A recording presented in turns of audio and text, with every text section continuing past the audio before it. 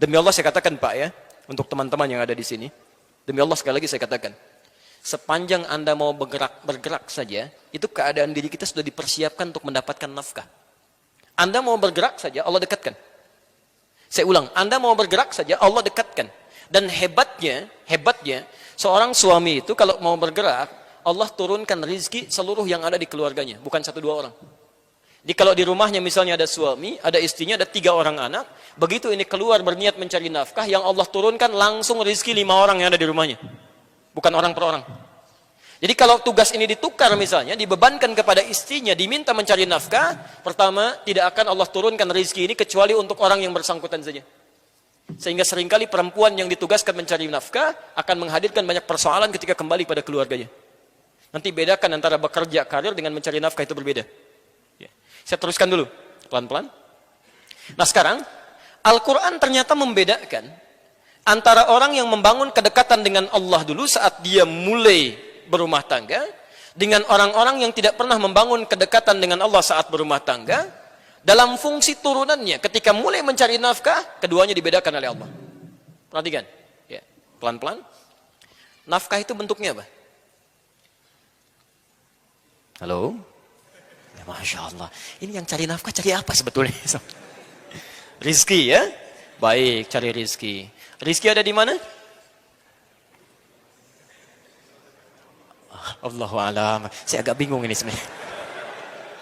Baik, kita jawab pakai Quran ya. Kita jawab pakai Quran. Baik. Quran surah ke-51 ayat ke-22. Wa fis samaa'i rizqukum wa ma tu'adun. Di langit rizki kalian kata Allah telah ditetapkan dan dijanjikan pasti diberikan. Saya ulang, tolong pahami teori ini ya supaya tidak bingung nanti mencari rizki. Ya. Anda walaupun namanya rizki, nggak tahu teori ini tetap susah juga. Ya. Lihat kalimatnya. Kata Allah, wafis samai, dan di langit itu rizqukum, setiap Anda telah ditetapkan rizkinya. Wa ma tu'adun, dan dijanjikan pasti diberikan. Jadi demi Allah saya katakan, tidak ada manusia yang hidup tidak diberikan rizki oleh Allah. Pasti ada rizkinya. Saya ulang, pasti ada rizkinya. Ya. Turunkan. Bagaimana cara kita mendapatkan apa yang dijanjikan itu? Sekarang rizkinya ada di mana? Di langit. Kita hidup di mana? Di bumi. Ya Allah, rizkinya di langit, sedangkan kami di bumi. Bagaimana cara mendapatkannya? Diturunkan kemudian Quran surah kedua Al-Baqarah ayat ke-29, posisi paling kanan sebelah bawah. Lihat kalimatnya. Huwallazi khalaqalakum ma fil ardi jami'an. Ya. Rizkinya di langit, kita tinggalnya di bumi. Kata Allah, kami ciptakan, kami jadikan semua yang ada di bumi ini, kami turunkan dari langit ke bumi. Ya, semua yang ada di bumi ini kalian bisa manfaatkan. Masya Allah, Anda ingin cari makanan, ambil dari bumi silakan. Ingin bikin sesuatu, ambil emasnya, ambil tambangnya, olah, manfaatkan dalam kehidupan kita. Rizkinya ada di langit, diturunkan ke bumi, bisa kemudian kita nikmati. Baik. Sekarang perhatikan, saya ulang lagi. Rizki di mana? Di langit. Kita tinggal di mana sekarang? Berada di mana? Bukan, kita di Bandung, di Masjid Gedung Sate. Baik. Lihat. Ini langit kan luas, bumi kan luas. Kita adanya di sini. Mungkin barangkali Anda orang Bandung, tapi rizki Anda diturunkan oleh Allah di Jakarta. Gak mungkin cuma Anda tunggu-tunggu di Bandung. Pasti diberikan. Tapi gak pernah Anda jemput. Mustahil bisa Anda dapat. Saya 2006 ada di Kairo di Mesir. 26 Juni kami berangkat.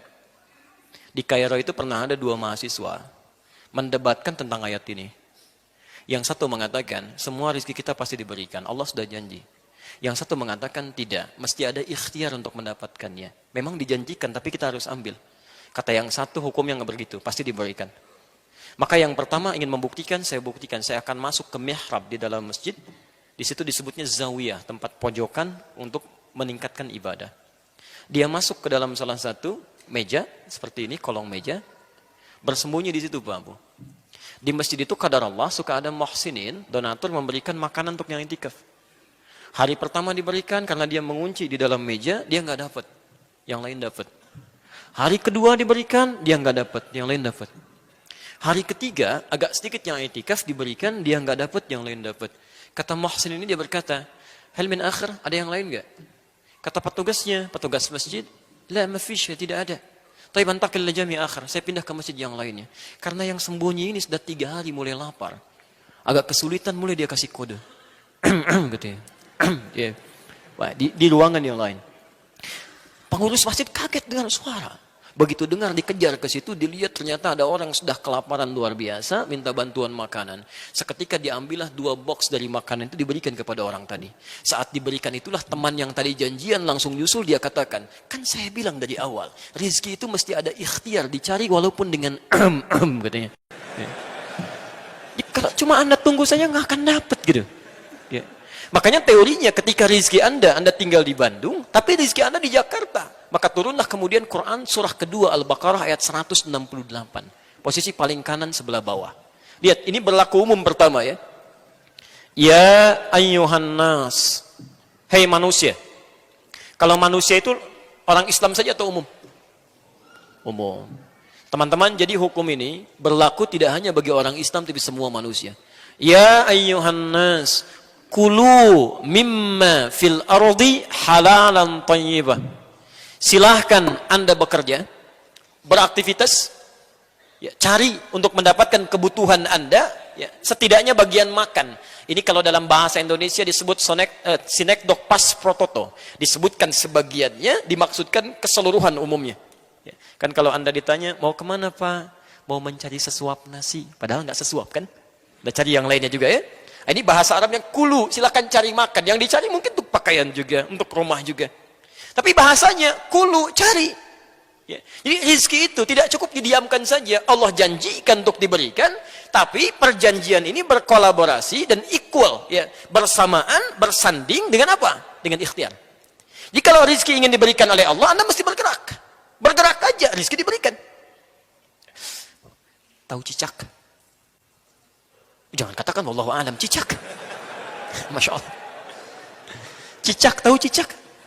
Baik, bagaimana aktivitasnya? Merayap, di mana? Dinding. Apa makanannya? Nyamuk bagaimana aktivitasnya? Masya Allah. Pertanyaan pertama, di mana sisi keadilan Allah? Memberikan makan bagi hewan yang tidak bisa terbang, makanannya bisa terbang. Kalau nyamuknya jenius jadi permainan bagi cicak, itu cicak. Coba silahkan cek itu.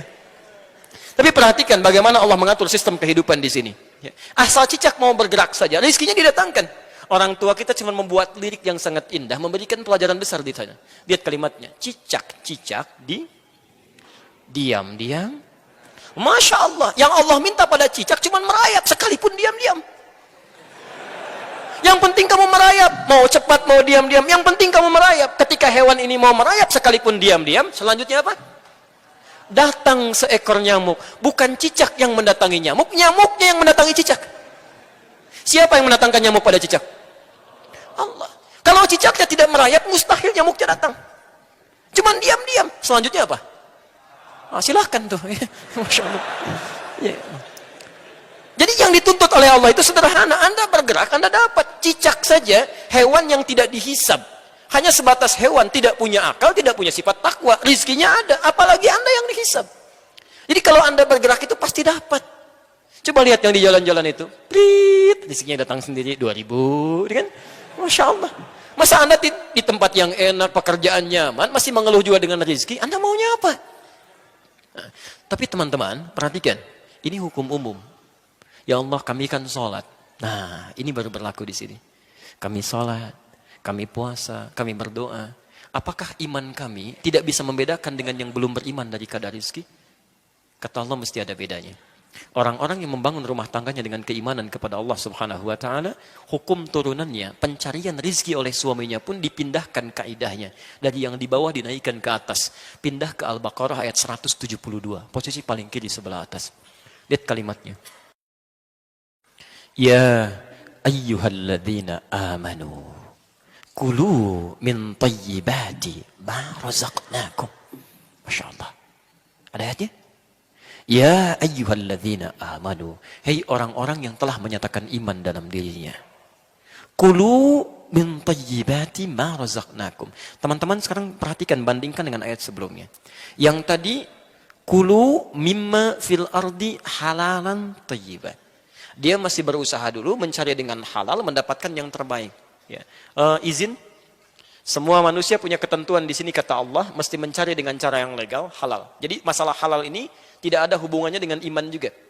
Tidak hanya iman maksudnya. Ya, semua yang tidak beriman pun mesti mendapatkan dengan cara yang legal. Halal di sini maksudnya legal, sesuai hukum yang berlaku dalam konteks yang umum. Jadi kalaupun ada orang mencuri misalnya, polisi nggak akan bertanya, kamu orang beriman atau tidak? Ditangkap juga, semua sama. Gitu ya. Nah, tapi kalau Anda sudah mendapatkan bagiannya, dapatkan yang terbaik dari situ untuk dikonsumsi. Ya. Thayyib itu dalam bahasa Arab, itu yang menyehatkan secara fisik. Ya, bukan yang semau Anda inginkan Anda makan, bukan. Jadi kalau Anda bertanya kaifa haluk pada orang Arab, dijawab alhamdulillah ana thayyib, maksudnya badannya sehat. Jadi kalau Anda ingin membeli makanan tertentu, berapapun nilainya, pastikan bukan cuma nafsu kata Quran, tapi membuat diri Anda sehat. Ya. Walaupun kesehatan fisik itu tidak harus selalu berkolaborasi dengan sehatnya pikiran dan sifat-sifat yang baik. Karena itu dibedakan. Ya. Kan ada orang namanya thayyib, 2 kali puasa, 2 kali lebaran nggak pulang-pulang. Gitu ya. Itu cuma orang Indonesia.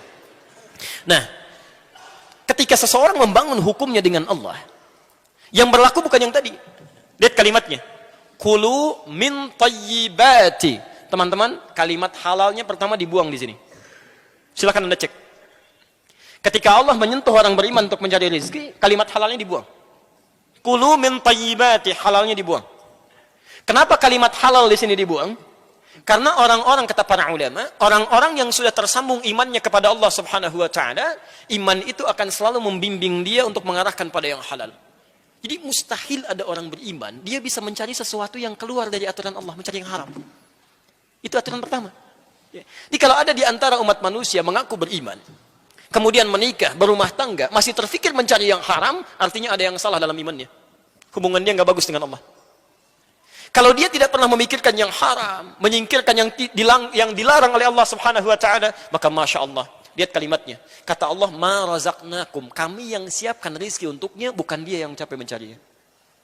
Di Anda kalau membangun hubungan rumah tangga dengan visi iman kepada Allah Subhanahu wa taala, kata Allah, Anda tidak perlu lelah mencarinya, gerakan sedikit rezeki datang pada Anda. Itu poinnya. Makanya Allah menjanjikan pada orang yang punya kecukupan yang sederhana saat menikah. Kata Allah, kalau ingin kaya, kami jadikan kaya dia. Bahasanya bukan cukup, kami jadikan kaya. Ya. Quran surah ke-24 ayat 32. Silahkan cek. Ya. In takunu fuqara yughnikumullah. Jika Anda memang fakir saat pernikahan itu, kalau pengen kaya kami buat kaya. Ya. Jadi kalau Anda mencari dengan iman, Masya Allah, kekayaan itu memang relatif. Ya, memang relatif, tapi poinnya Anda mendapatkan kenikmatan yang dijanjikan oleh Allah Subhanahu wa taala. Ya. Jelas di sini? Ya. Dan yang paling menarik, lihat kalimatnya. Thayyib itu, ya, selain menunjuk kepada sehat, itu juga menunjuk kepada sesuatu yang banyak manfaatnya. Berkah. Ya, berkah. Ya, saya berikan sedikit sentuhan bahasa. Ketika seseorang mencari tanpa iman, hati-hati, ini penting sekali ya. Saking pentingnya mic bisa mati. Bismillah. Teman-teman, lihat kalimatnya. Kalau ada seseorang mencari tanpa iman, kemudian dia mendapatkan bagian dari hartanya, tetap yang dia dapatkan itu kalimatnya berbentuk tunggal. Thayyib, halalan, thayyibah. Ya. Thayyib itu tunggal atau jama'? Tunggal. Jama'nya thayyibat. Kalau tunggal itu satu atau banyak? Satu. Perhatikan. Orang-orang yang selalu mencari rizki tanpa iman, sekalipun dia muslim, tapi kurang membangun hubungan kedekatan dengan Allah, maka setiap yang dia dapatkan, sekalipun banyak, tetap akan selalu kelihatan sedikit. Nggak percaya silahkan. Anda kalau tidak pernah membangun hubungan dengan Allah, Anda kerja, berangkat gelap, pulang gelap lagi, harta dikumpulkan. Demi Allah, kalimat Qur'annya, isyaratnya, kami akan jadikan yang kelihatan banyak oleh dia itu, nampak selalu terasa sedikit. Dia kerja lagi, tapi tidak pernah merasakan dan menikmati apa yang didapatkan. Nggak ada kenikmatan. Ya. Jadi kayaknya berangkat lagi, tapi tidak ternikmati. Kelihatannya banyak, cuma sedikit. Ya, Masya Allah. Tapi ketika Anda membangun hubungan yang baik dengan Allah Subhanahu wa ta'ala, kelihatan oleh manusia yang lain seperti sedikit, tapi Masya Allah, karena keberkahan dituangkan di situ, kalimatnya jama, min thayyibat. Sedikit ini kami turunkan berkahnya, sehingga terasa nyaman, nikmat, tenang aja gitu. Kalimatnya jama. Memang cuma dapat 500.000 per bulan, tapi setiap akan cari makan, tiba-tiba temannya datang, biar saya yang belikannya. Masya Allah. Mau beli buah dari kampung ada kiriman, nih Pak buahnya, sudah jadi, gitu kan? Sudah panen. Saya punya teman dulu, dari Bukit Tinggi. Berangkat dengan kami ke Tripoli, Libya. Bekalnya cuma $50. Selama 5 tahun di Libya, kembali lagi, uang itu utuh, Pak. Bu. Utuh, dibawa pulang $50. Tidak habis. $50. Dan niatnya luar biasa gitu. Ketika berangkat ingin memuliakan keluarganya, ingin membahagiakan ibunya. Orang lain bekerja musim panas, beliau kemudian bekerja juga tapi uangnya dikirim untuk haji ibundanya. Allah balas itu. Begitu pulang, ibunya berhaji, dimuliakan oleh Allah, menikah dengan baik, dan uang 50 US itu utuh. 50 dolar. Jadi ada orang-orang yang mendapatkan seakan-akan banyak tapi hidupnya nestapa, capek gitu. Tapi ada orang-orang yang kelihatan seperti sedikit tapi cukup, enak. Kan yang paling enak itu hidup yang pas kan? Pas butuh ada gitu ya. Pas perlu datang gitu. Itu kan yang nyaman gitu. Ya. Dan banyak itu kan bukan yang kelihatan. Kalau yang kelihatan itu belum banyak, masih kelihatan, masih kehitung. Banyak itu yang nggak kehitung. Jadi ada orang-orang yang hidupnya oleh Allah dibuat nggak mikir, saking banyaknya. Kamu nggak usah mikir deh, biar nggak capek ngitung. Yang seperti itu capek nanti tuh. Ya, disimpan, begitu mau tidur lihat berangkas lagi. Berkurang sedikit, balik lagi, hitung lagi gitu kan. Ini enggak. Yang megang Allah. Jadi begitu dia butuh, kirimkan. Hidupnya enak, gak banyak pikiran. Coba pilih mana? 5 miliar dalam sebulan tidak berkah. Atau 500.000 berkah. Dan tidak ada pilihan ketiga. Dan tidak boleh maksa.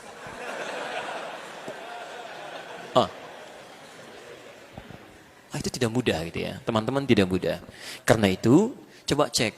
Kalau selama ini Anda berumah tangga, maaf, ya ada rezeki yang selalu ingin dicari, tapi tidak pernah ada manfaat dari apa yang Anda peroleh itu, berarti ada ketidakberkahan di situ. Ya, mohon izin, ini semua kan harta kita akan ditanya ya. Gak usah diapalin, pertanyaannya pasti akan standar. Dari mana Anda dapatkan, kemana dikeluarkan. Pertanyaan pertama saya, baju Anda aja ini, ada berapa sampai hari ini? Baju yang kita kenakan. Pernah dicek nggak? Berapa banyak yang pernah baju Anda kenakan yang Allah titipkan kepada Anda, berapa yang digunakan dalam hal manfaat untuk Allah Subhanahu wa taala? Berapa yang pernah digunakan untuk ibadah? Semua akan ditanya gitu kan. Kita mengatakan kurang-kurang padahal yang di lemari cukup banyak. Dan semua akan ditanya. Kami sering katakan pada teman-teman, kalau ingin mudah hisabnya, pertama kali mengenakan sesuatu yang baru gunakan untuk kepentingan Allah dulu. Pakai sholat. Ini jawaban hisabnya enak. Dari mana fulan kamu dapatkan pakaian itu? Allah Maha tahu, engkau yang Maha tahu. Sebelum hamba gunakan, sebelum hamba jawab, engkau Maha tahu dari mana hamba dapatkan. Dari harta yang paling halal ya Allah. Kemana engkau gunakan pertama kali? Untuk sholat menyembahmu ya Rabbal Alamin. Dan engkau tahu, Maha tahu tentang waktu dan tempatnya.